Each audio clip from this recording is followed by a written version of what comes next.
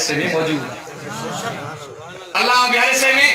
जेबला अल्लाह जो मौका दिया। हजरत इमाम अबू हनीफा रहमतुल्लाह अलैह फरमायो जडे दियो बरंदो आ बाह उन में चमकाट दींदी आ त दिए जो मुंह काडे हुंदो आ जे जाडे काडे जे मुझे अल्लाह जो मुंह भी जाडे काडे जे मां मञा तो रब आहे जे जेकॾे रब आहे त पूरी मखलूक के रब बनायो रब के कहे बनायो। अब अणभोणा मानू भी अथव तू मां मिसाल ॾींदो आहे। हिकिड़ो शख़्स हो अंब जे हेठों बिही वते पंहिंजे लेखे ॾंद कढंदो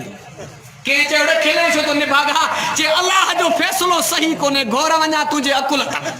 कीअं सही न आहे जे अल्लाह अकु बनायो आहे एॾो भला पितो रखियो तई नंढड़ो हे खुदा जो फैसलो। अल्लाह पाक हिदाणो बनायो वॾो वली नंढड़ी अल्लाह जी कुदरत जी तव्हां सां चना ॼटु फटु बधो कारा अंब जो टुकड़ो निभागे की ताज़ी का थोड़ करायो तारू तई सके उते कहंदो यार अल्लाह जो फैसलो सही है। अरे किया जे करे इते जो जे बार निकलण वारो पितो त मावारी टिकण त पूरी ही न हां सही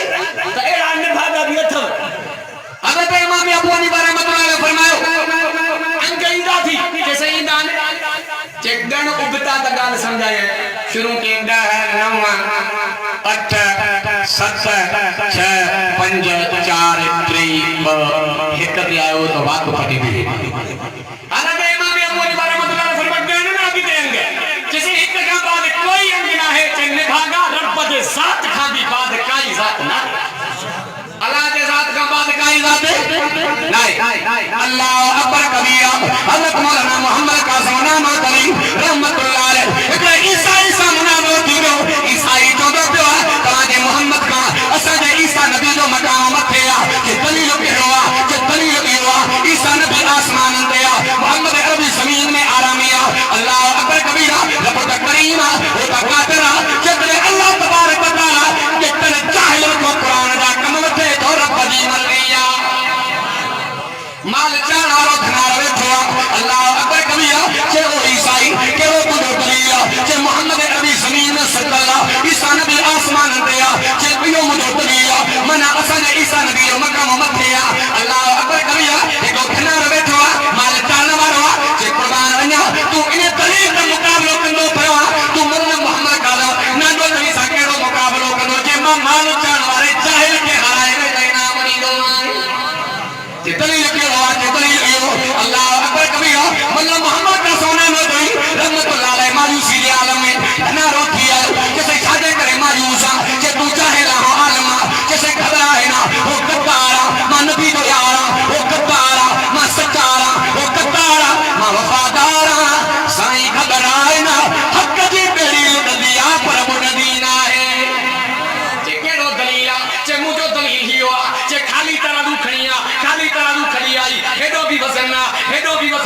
जे मां के बुदा इन बिनी पासन वारो करो करो जे कुर्बान वन्या हेडो भी वसना कोई पासा बराबर नहे मथे आ सजे पासे में वलन के वधायो खदो पासो टंग लियो अल्लाह अकबर कबीरा ना रुचो दो पेवा अने तू मां के बुदा इन बिनी पासन मा वसन वारो करो करो जे कुर्बान वन्या जे को पड़ो हेटा वो पड़ो वसन में मथे आ जे वो पल्लो मुझे मोहम्मद करीम जो पाक नबी इमाम अंबिया तुझे मकाम को कुर्बान वन्या रब्बे मोहम्मद को कसम केड़े नबी जो उम्मतियां जो नबी भी रिसा करना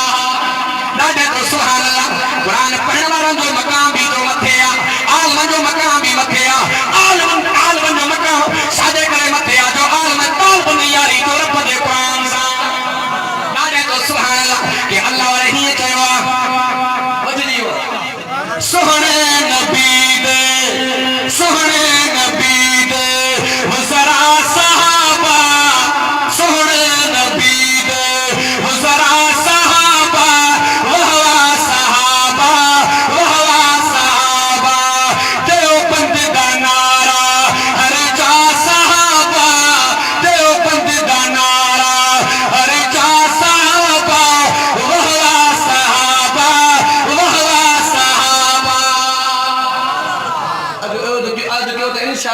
पाक नबी इमामुल अंबिया की गुलामी कंदासी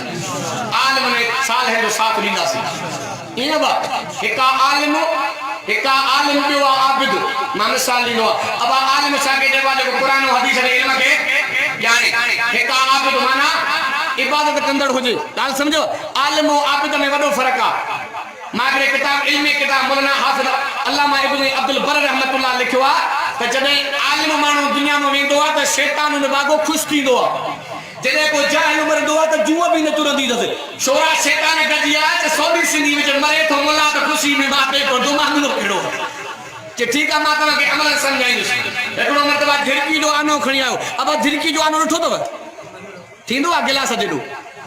ॻाल्हायो न वॾो जेको आनो थींदो आहे उहो उठ पखी जो थींदो आहे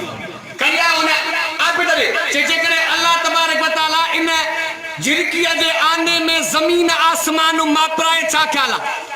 आबिद जो जूत त न एॾो आसमान एॾी ज़मीन आने में कीअं थो करो पवई शैतान जो हिन भाॼी जी चाल इंसान जी बात कई कम जी कोने आया आलिम ने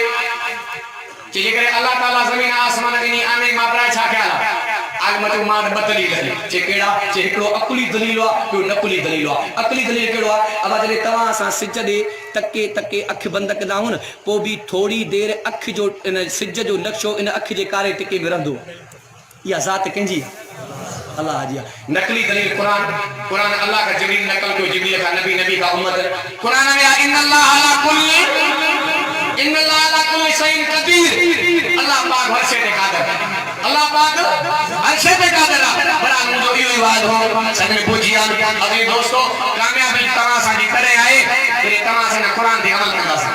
घर में उथण में वेहण में हर हिसाब में तरीक़ो जेको शरीयत वारो ॻाल्हि सम्झंदा न मां एतिरे क़दुरु पढ़ियल नबी से फरमायो घर में ख़र्च करणु भलो हलणु बि सदको हिकु जाते मां कयो आहे जेकॾहिं हमरा कयो मौलाना माना तूं चए थो असां हुजो माइन जे मुतड़नि में अबा मां त अहिड़ी ॻाल्हि न आहे मूंखे बि ॿ मायूं आहिनि घबराइनि पोइ चए मोल साहिब हाणे पुछण जी वाह न आहे नबी सॼो फरमान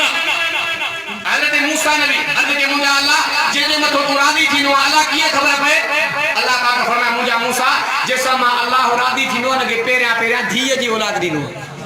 सही वरी रब फरमाया मुंहिंजा मूसा वरी टे मरतबा अल्लाह फरमायो अल्लाह पाक फरमाया मुंहिंजा मूसा जेके छड़ो मां अल्लाह धीअर ॾींदो आहे उनजो ख़ुदि ख़ुदा मां बाज़ू पाण थींदो न्याणी जो मक़ाम ऐं ज़ाल सां भलो हलण बि सदको अथव ॻाल्हि सम्झो मां किताब पढ़ियो रिवाज अंदर ईंदो आहे टे पारी जी नमाज़ पढ़ी करे असर नबी साईं इहो टाइम पंहिंजे घर वारनि खे ॾींदा अल्लाह पनाह दे असां माना मोही उस्ताद उबैदुल्लाह रे भोटे जे होटल ते धोईंदा हकीकत पोइ रुली रुली 12 बजे मोटंदा दे पोइ लट हूंदी हथ में झेड़ो कॾहिं माई कुटियूं वेठो आहे कॾहिं भाउ कुटियूं वेठो आहे तोखे ख़बर न आहे त राति जो 11 खां पोइ मुंहिंजो ब्लड प्रेशर हाई थींदो आहे तोखे कॾहिं चयो त तूं रुलंदो हाँ सही हकीकत ऐं ईअं बि न आहे त ॿारो इहे चऊं त हीउ बूथो ख़राबु हुजे टे पारी जोड़ो मों ईअं बि न हुजे ख़ुशि त भई हुज़ूर जी सुन्नत आहे पर हद जे अंदरि नबी से असली नमाज़ पढ़ी घर आया नबी से सब घर वाली बदी आयो का सत्तू खणी आई का मानी खणी आई का खीर खणी आई आखिर में आई मोहम्मद करीम जी रूह जी रानी मुझी अम्मा आयशा मोहन में को नहीं नबी से फरमाया आयशा सा हाला चादर करे गमगीन के आलम में नबी से फरमाया आयशा तू जो चेहरो स्कूमा चलाए अज मां मोहम्मद जी दिल थी चे घर जे अंगण में मां सा ड्रुकत भज तू थी मारे या मां मोहम्मद थो मारे अज जेकरे कल जेकरे को माई सा सोणो हलदो चे बाबा इयो माई जो सलू ठिप मारल थी हकीकत आ गई काटे काटे हाने सागम को लोकन दुनिया पर मां के भी खबर आ सा फैजाई मुर्स मानू बे जी गाल न तो इने आ गई हजरत अम्मा शर्त में या रसूल अल्लाह तवा सही पायो मां नौजवान तवा के ताकत में कमी आया पर हजरत अम्मा आशा के पतो ही न हो ताकत नबूवत बराबर हजरत अम्मा आयशा सिद्दीका कहते हैं वाकई नबी अलैहिस्सलाम का दौड़ थी पे लगाए अम्मा आयशा हुजूर का ट्रपी है मुझे मोहम्मद अरबी कोटे रह गया हजरत अम्मा आयशा क्रॉस थी करे मुर्के दी मुझे मोहम्मद तो फरमाया आयशा छाजे करे खिलंदी पया सोना कुर्बान वन्या मां त अर्ज को मोहम्मद तो के भजन में मारे मुझे मोहम्मद तो फरमाया आयशा मोहम्मद के क्या मानी मारी दो मोहम्मद अरबी जे मथा अल्लाह जे कुदरत जो हथा मां मोहम्मद अरबी आयशा क्या मानी पार कोई बीठो ता आयशा मारे वने आयशा खिले त मोहम्मद ठरी बरा जे उमा चयो तो बुदो अल्लाह अमल जी तौफीक अता फरमाए वमा अलैना इल्लल बलाग मुबीन असदुल्लाह शेख नात कंदो उन खां बाद में साईं अब्दुल समद इनकलाबी साहब बयान कंदो साईं अब्दुल समद साहब कुरान पढ़दो त इंशाअल्लाह लूम ठही पड़ी अवाही नात कुरान फने जो आ हर गुल जी खुशबू पांजी आ मूसा उते कदू वेठो आ कोई तर मूसा कदे कदे हलंदो आ गोट जो प्रोग्राम हो सभिनी के अर्ज आहे त यार नात कुरान सा दामन जो आखिरी दवाई हर वरी अचंदा जज़ाकल्लाह जे दोस्त मानी ने खा दिया वो कम हले दो मां भी कोन खा दिया जेके दोस्त सामू दरवाजा बैठा है मेहरबानी करके ही रहो जेके दोस्त पंडाल पे बैठा है जे पृथ्वी सके स्टेज पर छोड़ते तो सरे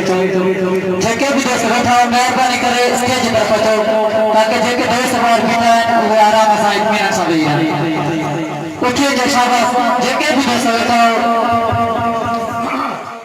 जेके दोस्त बाहर बैठे हैं मेहरबानी करे अच्छी पंडाल में रहो मेहरबानी अस्सलाम वालेकुम व रहमतुल्लाहि व बरकातहू समोरा दोस्त दिल मोहब्बत सा दुरूद शरीफ